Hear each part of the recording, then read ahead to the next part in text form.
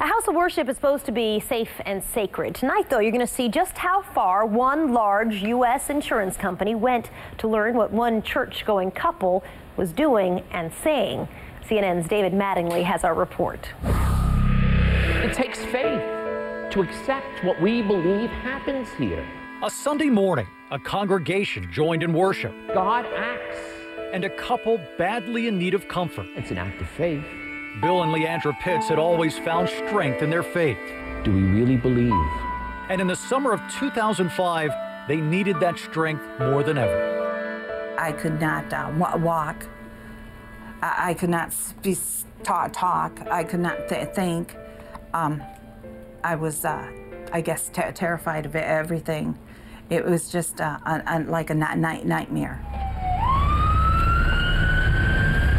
Leandra suffered a brain injury in a car accident near Atlanta. It severely affected her balance, her memory, and her speech. Even more than 2 years later, she still speaks with a stutter and struggles to remember words. How's the salad? It's good. Bill had to, or someone had to be with me because I needed the care, because I couldn't take care of myself. Leandra leaned heavily on Bill, and they both leaned heavily on God.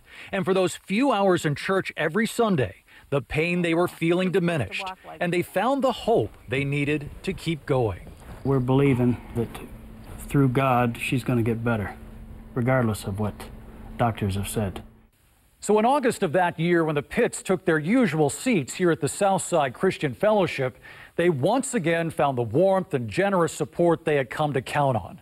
But unlike before, not everyone in the congregation that day was here to worship. Unknown to everyone, the Pitts were being followed. Their every move was being videotaped from the seats just across the aisle. How did you react when you heard about this? I was, well, shocked at first, and then angered, because I felt like, we were betrayed. At the time, the Pitts had been fighting with their car insurance company, Progressive. What they didn't know was that the company had hired detectives to see if Leandra was faking her injuries. But instead of observing them in public from a distance, the detectives followed them into church and didn't stop there. Up next, we'll tell you about the insurance company's other bold move, how it continued to go after Leandra and Bill Pitts, and how the church spy saga finally came to an end. That's when 360 continues.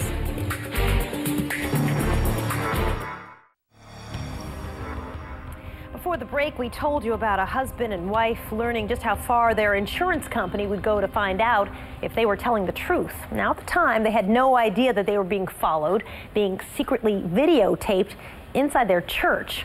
They want answers, and so do we. Once again, here's CNN's David Mattingly.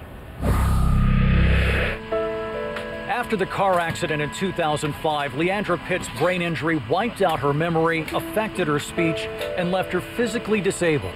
One of the few places where she and her husband Bill could feel their burdens lifted was at a private prayer and support group held in the basement of Ken King's Georgia home. What kind of secrets come out in that meeting? Abortion, incest, homosexuality, alcoholism, drug addiction, all of these. The Pitts were ministers themselves, and what was truly gratifying to them was gaining the trust of these people in pain and offering spiritual guidance and emotional support.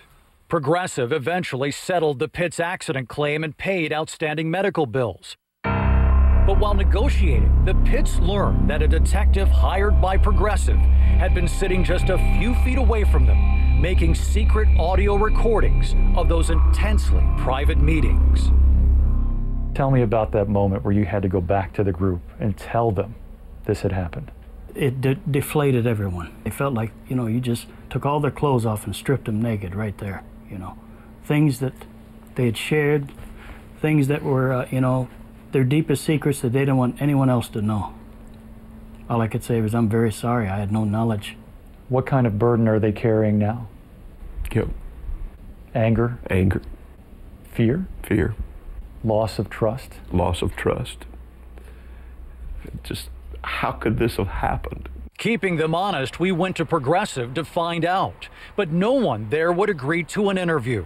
Instead, President and CEO Glen Renwick posted this apology online saying, "What the investigators and Progressive people involved in that case did was wrong, period. I personally want to apologize to anyone who was affected by this incident." He also says, "We know that we were wrong in this situation, and we take full responsibility for the mistakes that were made." I feel like something was just taken from me brutally. Trust just snatched away from me, and where I had no say over it.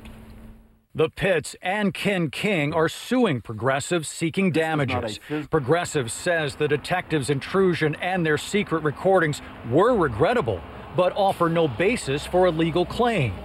The state of Georgia is investigating whether laws were broken and whether Progressive intruded on other customers too. The Pitts attorney is doing the same.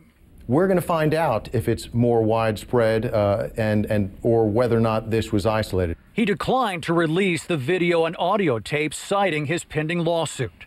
Progressive says it has since adopted new guidelines prohibiting detectives from any type of misrepresentation in conducting investigations. The Pitts say that by pretending to be a simple church-going couple, the detectives following them violated their private lives, only to discover that they had been telling the truth all along. David Mattingly, CNN, Atlanta. What a remarkable story.